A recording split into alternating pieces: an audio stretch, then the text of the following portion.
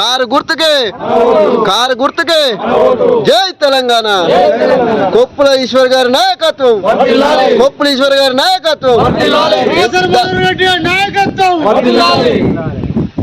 జై తెలంగాణ కారు గుర్తుకే కారు గుర్తుకే ఇప్పుడు మీకు కళ్యాణ లక్ష్మిని కూడా మీకు తులం బంగారం ఇస్తా అని చెప్పి ఎంబడే అలా కూడా ఇచ్చారా ఇవ్వలే మీరు మీ అందరూ తెలుసు కదా విషయాలు అయితే మీకు ప్రతి ఒక్కరు మీరు వాట్సాప్లో చూస్తారు మీ పిల్లలు చూస్తారు మీ కుటుంబాలు అందరూ ఆ లక్ష కూడా సరే వస్తలేవు ఇవ్వకపోతే మనం అడుగుతాం కదా ఇవ్వకపోతే మీరు అడగడానికి ఉన్నారు.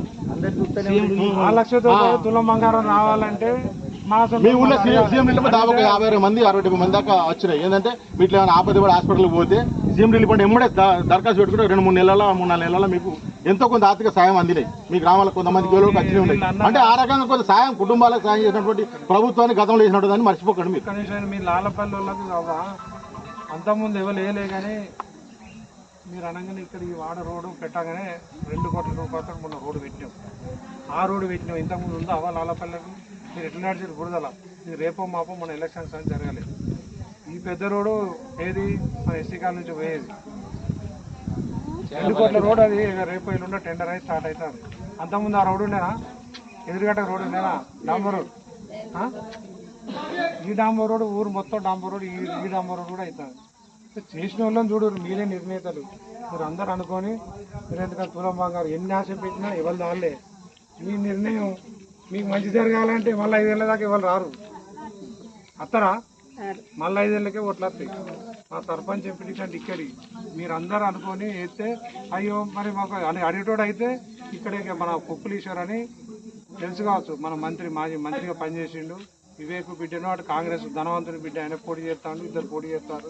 మీ కొరకు అడిగేటోళ్ళం మేము ఉన్నాం కాబట్టి లేదు ఏం కాదు గొర్రె మంద లెక్క అందరం చేస్తామంటే మళ్ళీ ఏమున్నది రావాలి మీకు రావాలి కరెంట్ రావాలి ఈ తులం బంగారం రావాలి మళ్ళీ మీకు మనిషి ఇంటింటికి 2500 ఇది కావాలి గ్యాస్ కావాలి ఇవన్నీ రావాలంటే వాళ్ళు అడిగేటోడు కావాలి అయితేనే ఇవన్నీ వస్తాయి.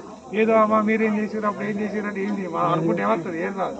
అందరికి మేము ఉన్నది కూడా మీ అంత లేని వాళ్ళకి చేస్తానికి ఇల్లు అయినా ఏదైనా మీ అందరికి పింఛన్లు అయినా మీకు పెట్టించే బాధ్యత మీ అందరికి వాళ్ళు పెట్టకపోయినా ఇవన్నీ నిలబెట్టి వాళ్ళతోటి ఏది మెడలు మంచి చేపిస్తాం.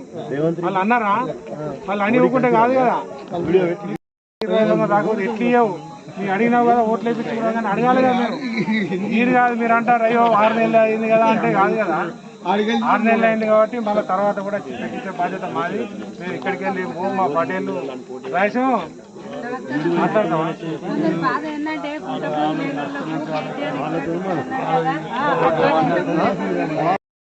నేను వచ్చినాకనే కేసీఆర్ వచ్చినాకనే ఇప్పుడు వస్తామని అందరికి పింఛను భూములు లేని వాళ్ళకు మీరు అందరికీ చిన్న చిన్న ఎకరం భూమి ఉన్నా కూడా ఉన్న వాళ్ళకు రైతు బంధు ఎవరన్నా లేని వాళ్ళకి ఇంత గుండె భూమి ఉంటే కిందకి ఎవరైనా చనిపోతే 5 లక్షల రైతు బీమా ఇటువంటి అన్ని ఇంతకుముందు వ్యవసాయం చేసుకోవాలి అందరికీ ఇప్పుడు మన పొలంలో నాలపల్లని ఇంతకుముందు నీళ్ళు ఉండేటిగా ఏదైనా కరువు ఉందా ఈ 10 ఏళ్ళ కరువు ఉందా అవ్వా ఉన్నది ఆ కరువు 10 ఏళ్ళల్లో ఒక్క రోజు కూడా కరెంటు పోలే 24 గంటలు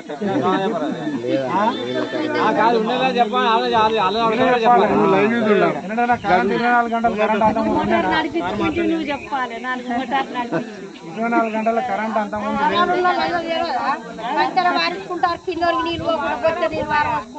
24 గంటల కరెంటు అంత 24 గంటల కరెంటు వ్యవసాయానికి నీళ్లు ఇంతకుముందు ఎప్పుడు లేకుండా కేసీఆర్ వచ్చినాకనే ఇవన్నీ వచ్చినాయి.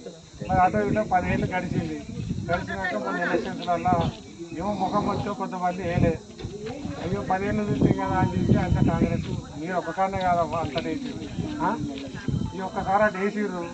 మరి వేసినాక ఏం చెప్పిండు వేసినప్పుడు 2000 ఏం చేసిండు 2000 4000 చెప్తా అన్నాడు. గెలిచినాకనే 4000 చెప్తా అన్నాడు పింఛన్ కేసీఆర్ చెప్పిన పింఛన్ 4000 చెప్తా అన్నాడు. మిగతా ఏమన్నాడు కరెంటు ఫ్రీ అన్నాడు. ఏది అందరికి ఇక్కడ ఉన్న వాళ్ళందరికీ దాదాపు 200 దాకా అందరికి ఫ్రీ వచ్చింది రావా వచ్చింది అదొకటి. బస్సు ఫ్రీ అన్నాడు. లాలపల్లి రోజు బస్సు ఎక్కుతారా?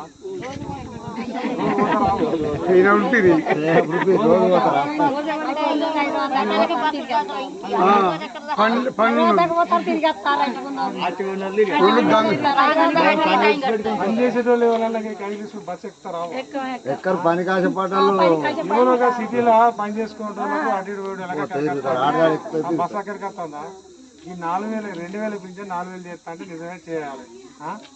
వీళ్ళకు కొంతమంది మా పటేళ్ళకు వీళ్ళకు బంధువులు కూలి పని చేసే వాళ్ళకు ఒక్కొక్కళ్ళకు 12,000 రూపాయలు ఎత్తా ఉన్నాడు.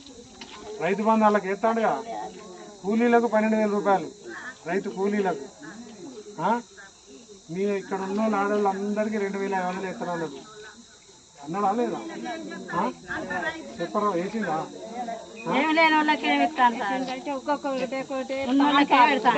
నేను చెప్పినాక మాట 2,500 పడ్డాయా? పడలేగా. ఏది గెలిచినాక అన్నాడు. గెలిచినాక ఇప్పటికి 5 నెలలు అయింది, పడలేదు. ఇవన్నీ ఏంటంటే ఎలక్షన్లు అయిపోయినాయి. ఇప్పుడు మళ్ళీ ఓట్లు వచ్చినాయి. మళ్ళీ ఇప్పుడు ఏమంటాడు? మళ్ళీ ఓట్లు అంటాడు. కానీ అది వేయాలంటే ఇప్పుడు నీ ఇంట్లో 10 రూపాయలు ఉంటేనే కట్టేది. అక్కడ లేకుండా కూడా ఆమెలో మొత్తం ఇచ్చి వేయమని చెప్పి అందరం వేసాం. దీంతో పాటు వేసామంటే వేసారు. ఇప్పుడు అది అమలు చేయాలని ఆద్దా? చేయని ఆద్దామా? మీకైతే 2,500 అందరికి ఇవ్వాలి కదా. ఇవ్వన్న అంటే ఎవరు ఇవ్వాలి? 2,500 రావాలి. వీడికెళ్ళి తెచ్చిస్తాను వాళ్ళు ఇస్తానని చెప్తే గెలిచినా. ఈ 2,500 రావాలంటే ఇప్పుడు నువ్వు మళ్ళీ కూడా ఇప్పుడు వేసినావు అనుకో. ఇప్పుడు ఎంపీ ఓట్లు వస్తాయి. ఇప్పుడు మళ్ళీ కూడా ఏమో నేను ఇవ్వకుండా కూడా వేస్తారు. నాలపల్లి వాళ్ళు మొత్తం నేను ఇవ్వకుండా కూడా మళ్ళీ వేస్తారు. మళ్ళీ వేసిర్రు అనుకో, నేను ఇవ్వకుండా కూడా మళ్ళీ ఓట్లు వేసిర్రు అని చెప్పి ఆయన కూడా రావు. మరి అడిగేటోడు కూడా కావన్నా అద్దా? 13 తారీఖు వరకు పడతాయి కావచ్చు. ఈ ఆశకన్నా పడతాయి కావచ్చు. పడ్డాక చేస్తారు కావచ్చు. దాన్ని ఇప్పుడు ఇట్లా అంటే ఎన్ని దొరుకుతలేవు, ఎన్ని చూసుకుంటారు. దాన్ని ఉంటాను. గత ప్రభుత్వం చేసినట్టు ఆలోచన కొంచెం మర్చిపోకుండా రేపు ఏం చేస్తారు అయితే మన ప్రభుత్వం అడగాని కూడా మనకు నాయకుడు అంటూ ఉండాలి. ఏదైనా మీరు చేస్తారు అయితే లేకపోతే మీ ఇంట్లో కుటుంబాల మీద కుటుంబ పెద్ద ఏదైనా పనుల కొరకు ఏదైనా ముందు పడి చేయకపోతే పనులు కావు. ఇది కూడా అంతే. దీని ఏదైనా మన రాష్ట్రం కొరకు ఆరాటపడి చేసే నాయకులు ఉండాలి. మన రాష్ట్రం కొరకు ఇన్ని రోజులు ఈ 10 ఏళ్ళు ఆరాటపడి మన రాష్ట్ర ప్రజలు మంచిగా ఉండాలి. రాష్ట్ర ప్రజలందరికీ ఆర్థికంగా మౌలిక వస్తువులు ఉండాలి. గ్రామాలలో ఆర్థికంగా నిలదొక్కోవాలి. సంక్షేమ పథకాలు అందరికీ అందాలనే ఉద్దేశంతో మనకు చేసినటువంటి ప్రభుత్వం గత 10 ఏళ్ళు పరిపాలించింది. సరే వాళ్ళ ఈ టైం లేదు కాబట్టి మనకు అడిగేటువంటి గొంతు మన తరఫున ఉండాలి అనే ఉద్దేశంతో ఇప్పుడు ఈ రాబోయే ఎలక్షన్లో మీరు ఆలోచన చేయండి. 13 తారీఖు నాడు కేసీఆర్ చేసినటువంటి పథకాలు గుర్తుంచుకోండి. వాటిని రేపు ఇస్తానని చెప్పిర్రు, వాళ్ళు ఇవ్వలేదు. మనల్ని అడగకుండా కూడా ఇచ్చిర్రు. అది గుర్తుంచుకొని కేసీఆర్ గారికి కారు గుర్తు కొట్టేసి గతంలో గెలిపించారు. మీరంతా గెలిపిస్తారు. ఈ 10 ఏళ్ళ పరిపాలన జరిగింది. రేపు కూడా మన ఈ పరిపాలన జరిగిన విధంగా మనకి అవతల పార్టీ వాళ్ళు అవతల ప్రభుత్వం ఇప్పుడు ఉన్నటువంటి ప్రభుత్వం ఏదో వాళ్ళు మనకు సంక్షేమ పథకాలు అందియాలంటే మనకు అడిగేటోళ్ళు ఉండాలి. అది గుర్తుంచుకొని అడిగేటోళ్ళకే గుర్తుంచుకొని మీరు ఓటేసే విధంగా దయచేసి అందరికి పేరు చెప్తాను.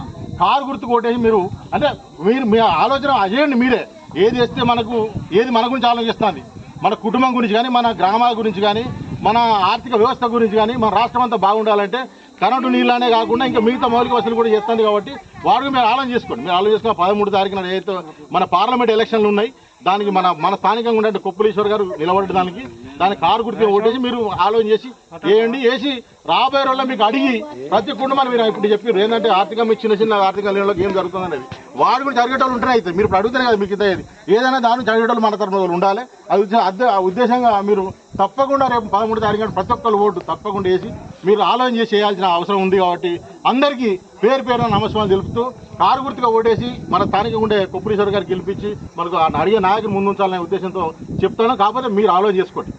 ఇలా మేము చెప్పినా అవతల చెప్పినా ఆలోచన